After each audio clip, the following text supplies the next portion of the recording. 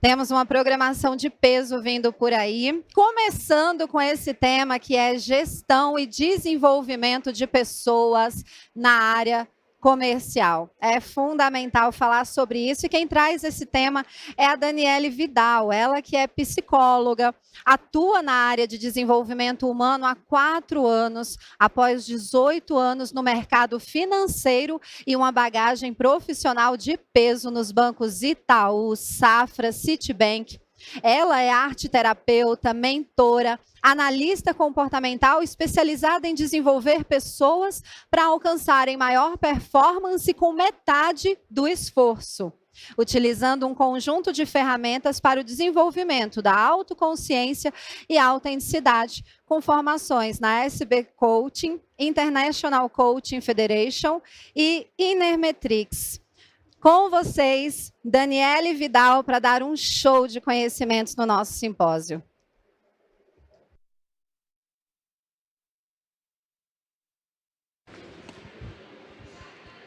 Obrigada, boa tarde. Tá alto, tá baixo? Como é que tá o som para vocês? Tá bom? Que às vezes sai um pouquinho mais alto. Bom, vamos lá. Hoje a gente vai falar sobre desenvolvimento de pessoas, tá? Sobre a parte de liderança, como é que a gente faz para pegar toda a nossa equipe, transformar essa equipe numa equipe com maior potencial, com uma performance maior, sem que a gente precise gastar mais tempo para fazer isso. Nenhuma equipe você consegue desenvolvê-la sem antes desenvolver a parte do conhecimento do líder. Então, é mais ou menos sobre isso que eu vou trazer para vocês. Então, quem é a Daniele Vidal? Da onde surgiu essa pessoa e por que ela está aqui? Bom, vamos lá. Eu trabalhei 18 anos no mercado financeiro, eu trabalhava com gestão de patrimônio e só trabalhava com pessoas. E no final de 18 anos eu percebi que a única coisa que eu fazia era cuidar das emoções e dos sentimentos das pessoas.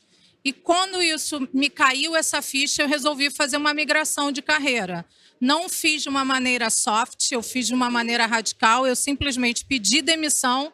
Eu trabalhava num banco internacional, trabalhava num banco na Zona América, eu pedi demissão e comecei a fazer o meu desenvolvimento para depois entrar nessa área. Eu atuei em todos esses bancos aqui. Hoje, quando eu olho para trás, eu atuei em todos os bancos que tem no mercado nacional e trabalhei em empresas internacionais para fazer a parte de offshore. E via muito essa questão de emoção. Quando eu fui me desenvolver, eu fiz algumas coisas. Eu fiz a parte de coach, eu fiz a parte... Estou terminando agora em psicologia, entregando TCC, sou psicanalista, faço parte da Federação Internacional de Coach, sou mentora, sou arteterapeuta, foi a primeira especialização que eu fiz nessa área. E depois disso tudo, eu comecei a fazer a parte de neurociência. Foi onde eu me encantei e onde eu percebi que a psicanálise e a neurociência, elas juntas conseguem fazer uma mudança mais profunda nas pessoas, de uma forma mais assertiva, tá? Por fim, eu fui me formar em analista comportamental. O que é isso? Eu sou analista comportamental global, eu trabalho todas as áreas. Eu trabalho a área da motivação, eu trabalho a área do comportamento, eu trabalho a área de formação de pensamento. E, além disso, eu também faço a parte de mapeamento de 78 talentos cognitivos, que são talentos naturais, que é a parte nossa de inteligência, para desenvolver. Aonde isso me leva? Eu desenvolvo aquilo que eu preciso para a área específica que eu preciso. Eu ganho o dobro de performance pela metade do esforço. Eu canalizo a parte boa que a gente tem. A parte que não está desenvolvida e que não é necessária para onde a gente quer trabalhar naquele momento, a gente aprende a fazer a terceirização desse lugar. Tá? Eu começo com uma frase para a gente entender o seguinte: o corpo alcança o que a mente acredita. Na empresa de vocês, o corpo é a equipe. A mente é o líder. Quem vai fazer com que esse corpo alcance o lugar que é necessário é o líder. O líder ele precisa fazer primeiro o conhecimento, o autoconhecimento, e depois disso é que ele vai fazer o desenvolvimento real de uma equipe. Por quê? Quanto mais ele se conhece, mais aquela equipe consegue estar de forma transparente para ele. Eu criei um workshop, se chama Workshop ESC. Vou falar ele de uma forma mais reduzida, porque a gente tem algumas vivências que não dão para trazer no momento, né, durante a palestra. E aqui é o principal: reconheça, entenda e desenvolva as suas habilidades.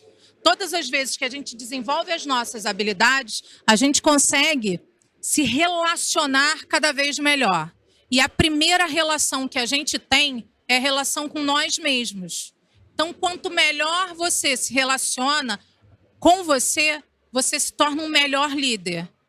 A gente tem dentro do mercado grandes gestores, mas a gente precisa desenvolver no mercado grandes líderes. O líder é aquele que vai treinar uma equipe para ela ir adiante, para ela ir para um lugar que ele ainda não conseguiu ir. O líder não tem medo de desenvolver essa equipe. O líder não tem medo de olhar para essa equipe de forma clara e entender que essa equipe pode ir além dele. Isso é o mais importante. O líder faz isso. O gestor, ele desenvolve a equipe só para o que ele deseja. Essa é a principal diferença. Agora, todo líder também é um grande gestor, mas nem todo grande gestor é um líder. E para que as pessoas possam fazer aquilo que vocês acreditam, é importante que vocês sejam líderes. As pessoas precisam admirar vocês. Então vamos lá. Sinta, você é, nós todos somos. Nós somos o quê? Todas essas caixinhas. Nós somos a tristeza, a alegria, a raiva, o ódio, a paixão, o amor. Nós somos isso tudo. E dentro da área de vendas, principalmente, nós somos muito emoção. A área de venda trabalha com aquela emoção básica. A área de venda trabalha com a causa de impacto. Então, quanto mais você conhece como isso se forma na mente, como isso acontece no corpo, quando isso se transforma em comportamento, mais você consegue fazer com que a tua equipe desenvolva a arte de vender. Eu aqui não vou falar sobre a arte de vender, tem milhões de especialistas que vão trazer, mas eu vou trazer para vocês como é que se forma para você ter clareza de fazer esse movimento. A venda é resultado final, a venda é ação. Então a gente vai ver da onde a venda se forma, aonde eu preciso atuar. Você sabe o que são emoções? Alguém aqui conhece, sabe me dizer o que é uma emoção? Da onde ela vem, o que ela é? Alguém tem ideia aqui? Pode falar, tá, gente? Aqui tá gritando, eu acho que eu vou dar um microfone para cada um para a gente gritar também. Que aí ajuda. Vamos lá.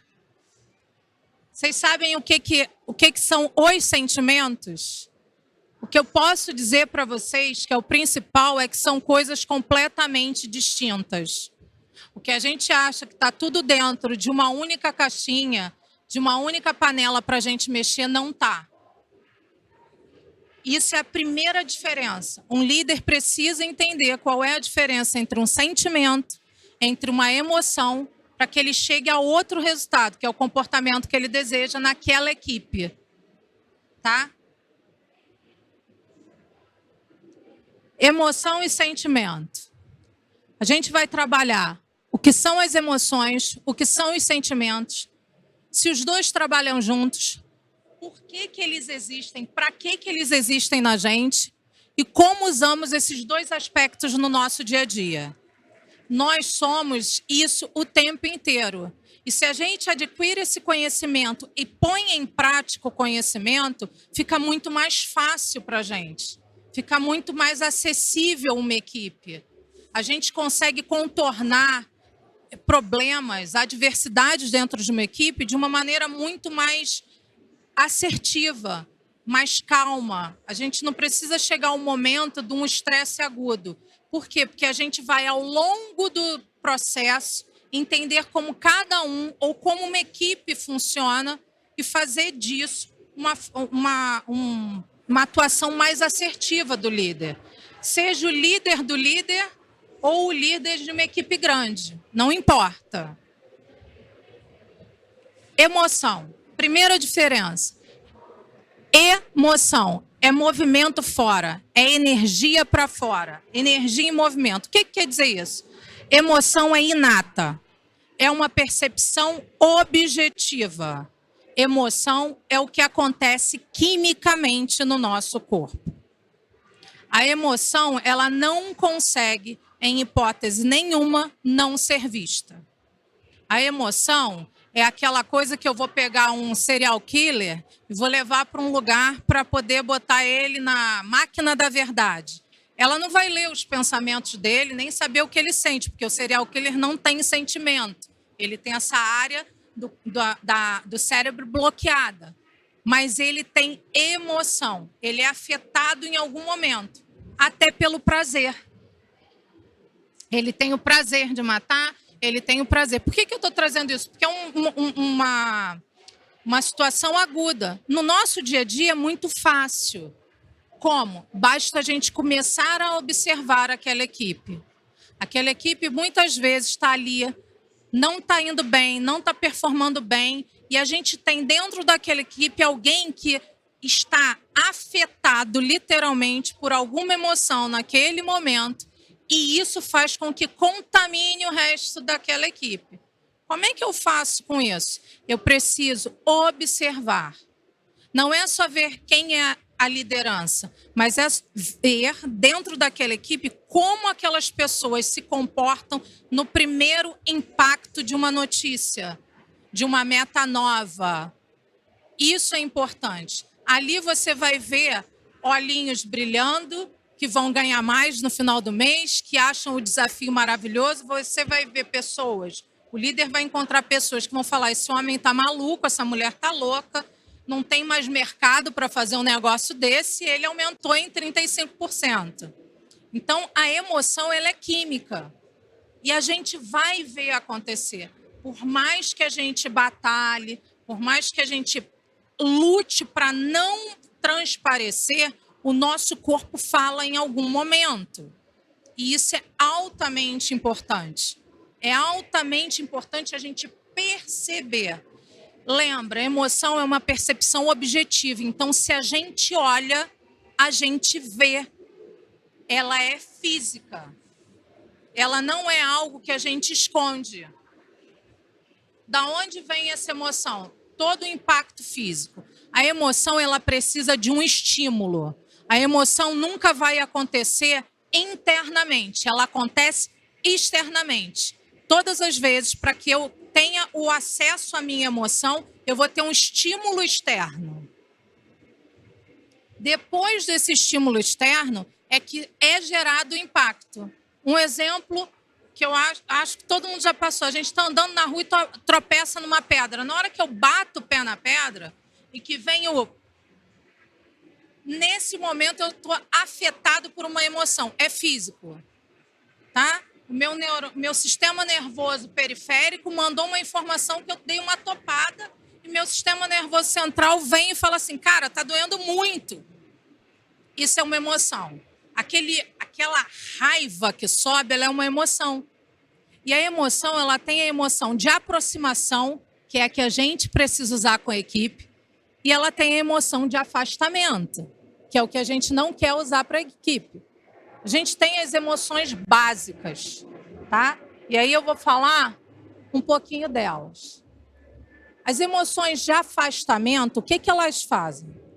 Medo, raiva. Vou dar esses dois exemplos. São emoções que fazem com que a gente se afaste, que a gente negue, tá?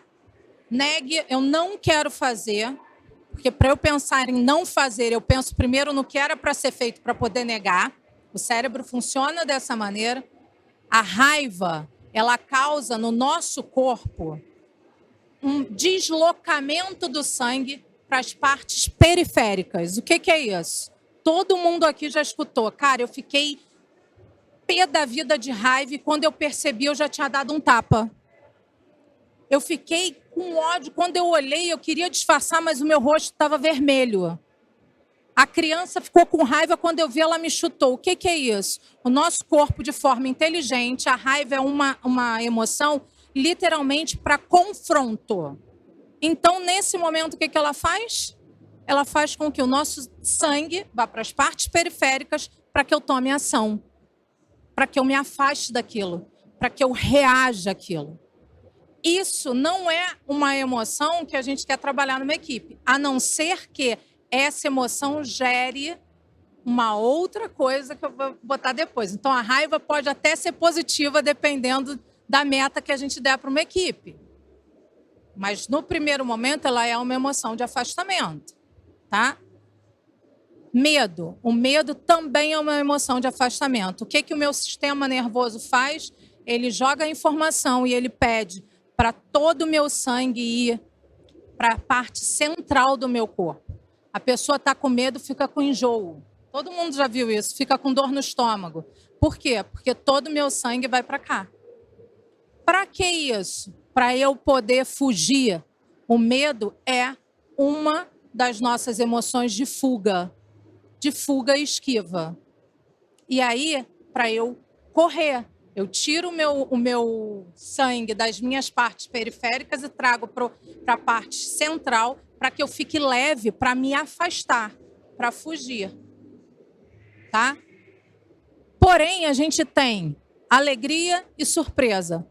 Alegria e surpresa são duas emoções que a gente trabalha, emoções de aproximação.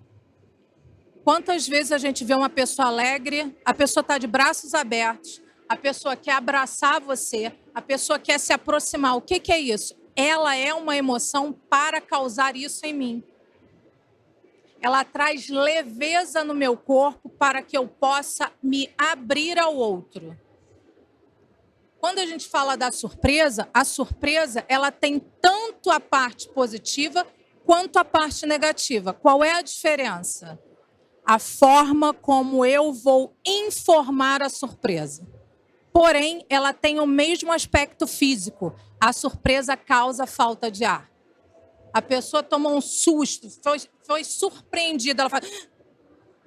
O nosso corpo faz isso com a gente. Então, todas as nossas emoções, elas são voltadas para esse momento.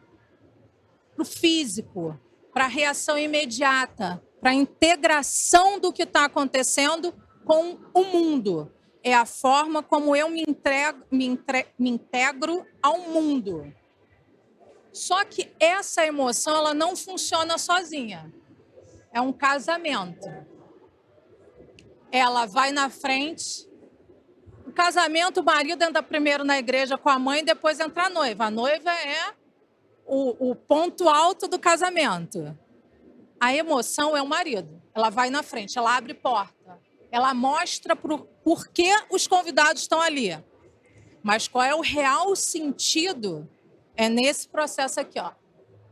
Sentimento. E aí as mulheres que estão aqui não vão me deixar enganar, né? Todo mundo escuta, esse homem é frio.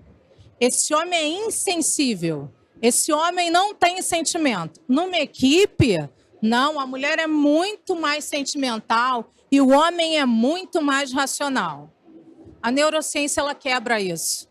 Sentimento é uma maneira muito diferente de ver a vida que a gente via antigamente. Por quê? Sentimento ele é uma construção. Sentimento vem do latim opinião, afeição. É a faculdade de conhecer, apreciar, é a percepção, é a noção, é o senso. Quem aqui já ouviu falar? Fulano não tem bom senso. É literalmente isso. Mas, tudo bem, mas e o que é isso?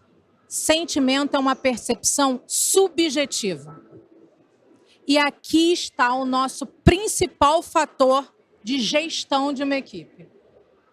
Sentimento não se vê em hipótese nenhuma. Sentimento não se bota em laboratório para se descobrir. Como é que a gente sabe sobre o sentimento? A gente só reconhece um sentimento quando o outro se comunica. Por isso que a gente passa numa equipe perguntando: como é que você está? Estou super satisfeito. O cara sai e fala: cara, essa empresa não está boa, eu não estou afim das metas. E quando volta para dentro, ele fala, te dá uma outra visão. Por que isso? Ele não está se comunicando de forma clara. A gente tem que descobrir qual o motivo. Mas o sentimento dele não é um bom sentimento. Mas como é que esse sentimento acontece? Quando você gera uma emoção, essa emoção gera uma memória.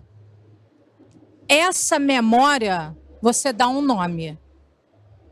E aí estão os nossos maiores problemas. As pessoas não dão os nomes certos ao que elas veem. Um exemplo simples. Flor para todo mundo é maravilhoso, é uma coisa linda. Eu atendi uma pessoa e quando ela entrou no meu consultório, ela viu uma flor, ela começou a chorar e falou: não consigo ficar aqui só se você tirar a flor. Eu, tudo bem, tira a flor. E vai se olhar uma flor. Qual é a memória que ela tem de flor? O enterro do pai. Então ela não aceita uma coisa que, quando a gente fala de uma orientação pública, é uma coisa linda, cheirosa, maravilhosa. Se a gente não sabe como aquele outro sente, se ele não se comunica de forma assertiva, eu não consigo ajudá-lo. Por isso que olhar e ter percepção do subjetivo, do objetivo, que é a emoção, faz com que você encare de outra forma o subjetivo, que é o sentimento. E o sentimento, ele acontece quando? Quando eu tenho inúmeras emoções repetidas. É um ciclo. Eu tenho um estímulo externo, gera um estímulo interno. Ai, Daniele, mas o que é isso? Da onde vem isso? Por que isso acontece? Se eu não entendo emoção e sentimento, eu não conduzo o comportamento de uma equipe. Isso é fato. Ah, eu vou olhar um a um? Não, você não precisa olhar um a um. Você pode olhar uma equipe, você tem uma equipe de 100. Você sabe como é que aquela equipe se comporta? Você sabe quando tem feriado, como é que a equipe fica louca para emendar? Isso é valor para essa equipe? É isso que motiva essa equipe? Não adianta eu ser uma empresa que eu olho para o que eu acho valor e eu quero entregar para essa equipe valor. Então, para mim, valor é ganhar um bônus. Se você bater 110% da meta, vocês vão ganhar 20% a mais. Para aquela equipe, não é o dinheiro que é importante. Para aquela equipe, o mais importante é que, ao invés do dinheiro, ela ganhe 2 dias para poder emendar um feriado. Para isso, se você não conhece como é que eles funcionaram antes, você não faz esse caminho. Mas da onde isso vem? Para onde isso vai? Por que emoção e sentimento é tão importante? Amor, todo mundo aqui já teve uma avó na vida, ou escutou falar de uma coisa chamada avó. Minha avó era uma mulher sábia, ela falava para mim: amor é construção. E eu falava: ela é maluca, né? Minha avó, velhinha, tadinha. Minha avó era mais sábia do que os neurocientistas que eu estudo. Que amor é construção. Sabe por quê? Porque o cérebro, ele é tão maravilhoso que ele deixa a gente, durante de 6 a 24 meses, com o nosso sistema de senso, com o nosso sistema de filtro bloqueado, para que a gente viva uma paixão que é emocional, que é emoção, para que eu entre no amor, porque nesse momento eu faço o quê? Eu já tenho memória afetiva suficiente para dizer que eu amo, e não apenas que eu estou apaixonada. Então, tudo isso daqui é a mesma coisa. Tem aproximação e tem afastamento. E é preciso olhar. Emoção e sentimento, o que eles fazem juntos? São coisas distintas, mas que elas se correlacionam. Aonde elas vão? Elas vão para o nosso sistema afetivo. Aí, nesse momento, nesse encontro, nesse casamento sensacional, é que acontece a magia. A gente aprende a se comportar. Se eu tenho uma emoção positiva, um sentimento construído de forma positiva, o meu comportamento será um comportamento mais assertivo. Se eu tenho uma emoção negativa, eu não sei dar nome, dou nome errado, o meu comportamento não é um comportamento assertivo. E aí eu vivo aonde? No desconhecido, no automático, no inconsciente. Se uma equipe não se comporta da maneira que vocês querem, como essa equipe está sendo afetada emocionalmente pelo que acontece na empresa, qual o sentimento que está sendo gerado nessa equipe para que ela se comporte dessa maneira. Só tem duas maneiras: ou a equipe não está com a liderança da forma adequada, ou a contratação para essa equipe não foi adequada. A responsabilidade não está na equipe, está na forma como o gestor fez o movimento de contratação e o movimento de gerir o que para essa equipe precisa ser feito. E aí, o que é o comportamento? Comportamento é resultado final. Comportamento é ação. O que eu quero dizer com isso? Comportamento é mutável, é remodelável, é destruído na nossa mente, se a gente quiser. Ele fica uma memória comportamental, mas ela pode não ser usada. Para isso, eu preciso criar novos canais neuronais, novas conexões neuronais. Eu não mudo o comportamento dizendo que em 5 passos eu vou ficar rica, que em 12 passos a equipe se torna a equipe mais extraordinária. Eu mudo o comportamento quando eu mudo a maneira como o outro pensa. Lembra? Lá no início eu falei, o corpo alcança o que a mente acredita. Então, se vocês precisam mudar o comportamento de uma equipe, olhe como vocês estão afetando essa equipe e se na hora da contratação foi uma contratação assertiva para onde vocês precisam. Às vezes, o que eu vejo muito e vi muito meus 18 anos, excelentes vendedores não eram grandes líderes. Isso é importante. Excelentes vendedores gostavam de férias prolongadas e não de um salário maior. Todos são assim? Não. Você precisa fazer a contratação correta. O grande X da questão dentro de uma empresa é a porta de entrada. E o mais importante, a gente contrata pelo talento e demite pelo comportamento. Isso é um fato de mercado, em qualquer empresa, pequena, média ou grande, numa empresa nacional ou numa multinacional. É importante que a gente olhe dessa maneira. Eu hoje trabalho desenvolvendo, só voltado a desenvolvimento de pessoas há 4 anos. E o mercado da beleza me adotou, não foi nem eu que adotei ele. Quando eu vi, eu estava no mercado da beleza. E hoje eu faço desenvolvimento de pessoas, de equipe, de líderes e de carreira. Para vocês entenderem, eu nunca vi ninguém ser demitido apenas porque tem uma meta ruim, não bateu aquele mês. Para isso acontecer, o comportamento daquela pessoa já chegou a um nível extremo. Aonde foi o deslize?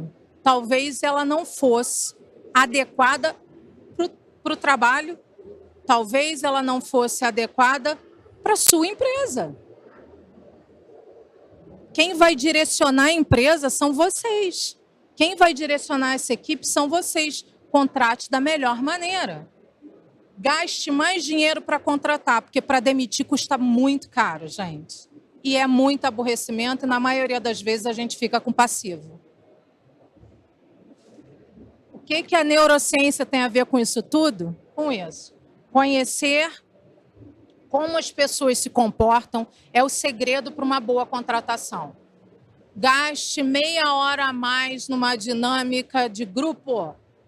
Isso. E uma pessoa com feeling bom para olhar, ó. Faça testes assertivos para a área que você precisa de gente. Saber o que motiva seu colaborador é a chave para que possa estimular de maneira assertiva e melhorar sua produtividade. O grupo de vendas adora um objetivo, uma cenourinha para alcançar. Só que eu posso oferecer cenoura para o coelhinho. Para o leão, eu preciso oferecer um pedaço de picanha. Conheça a equipe de vocês. Façam um movimento. Tenham dinâmicas ou semanais, ou dinâmicas quinzenais, ou dinâmicas mensais. Mensal eu acho difícil, porque faz ou no início do mês para dar a pancada, né, da meta, ou no final do mês para bater para quem não fez. Então, de 15 em 15 dias, eu acho ela mais assertiva, mais suave. Você consegue entender como é que aquela equipe está, quem está desestimulado, quem não está conseguindo. Só que a gente hoje vê neurociência em tudo quanto é lugar. Hoje, o marketing ele é basicamente feito através de conexão neuronal. Algoritmo nada mais é do que ler como a gente funciona. É ler desejo. Vocês precisam ser os leitores de desejo de uma equipe. O resultado depende do que você faz com os seus pensamentos. Não existe absolutamente nada que a gente pense que a gente não possa realizar. Por quê? Porque nosso cérebro não tem consciência de que existe uma realidade fora dele. Isso é fato. O que está aqui é a realidade. Eu posso não viver a minha realidade. Só falta eu fazer o movimento. Todo mundo pode alcançar tudo? Não, mas eu posso alcançar aquilo que eu desejo? Posso. Você quer pagar o preço para fazer esse movimento? Você quer abrir mão do sábado e domingo? Você quer abrir mão das férias de 30 dias? Isso tudo são coisas que vocês precisam olhar na equipe de vocês. Quem quer crescer, vive o processo. E um grande líder precisa entregar a vivência do processo para cada liderado. E a gente, sim, tem condições, porque nós temos, dentro da nossa mente, conexões neuronais suficientes e com um número maior do que se eu pegasse todos os grãos de areia do mundo, do planeta Terra. Em um cérebro, eu tenho mais conexões neurais do que a quantidade de grãos de areia no planeta Terra. Será que isso, se a gente usar uns 15%, a gente não consegue mudar? E sim, a gente precisa ter escassez. É importante que dentro da nossa equipe a gente olhe como essa equipe lidar com escassez. Porque escassez no nosso cérebro gera desejo. Só que a escassez tem que vir no momento exato daquela equipe. Eu não posso, minha equipe não está performando bem e botar ela em escassez. Eu preciso trabalhar essa equipe de forma assertiva, entender aonde ali está a ferida, botar remédio. Sarou, eu vou começar a dar escassez. E eu vou começar a entender como ela funciona. E nesse momento eu vou começar a fazer. Se vocês fizerem, vamos lá. A escassez acaba. Nosso cérebro funciona dessa maneira e é altamente importante isso. Aqui são os meus contatos. Espero ter ajudado vocês. Trabalho com desenvolvimento de cabeleireiros há 4 anos. Hoje eu estava vindo para cá, recebi uma grande notícia, eu fiz uma mentoria, uma análise comportamental, uma mentoria de carreira, e o meu quinto assistente de mentoria se tornou cabeleireiro no Celso Camura e está indo para um novo salão do Celso. Não é fácil desenvolver pessoas, mas é possível desenvolver pessoas. Não é fácil desenvolver equipe, mas é possível desenvolver equipe. Façam, porque o resultado só depende de vocês muito mais do que deles. Tá bom? Meu muito obrigado, gente.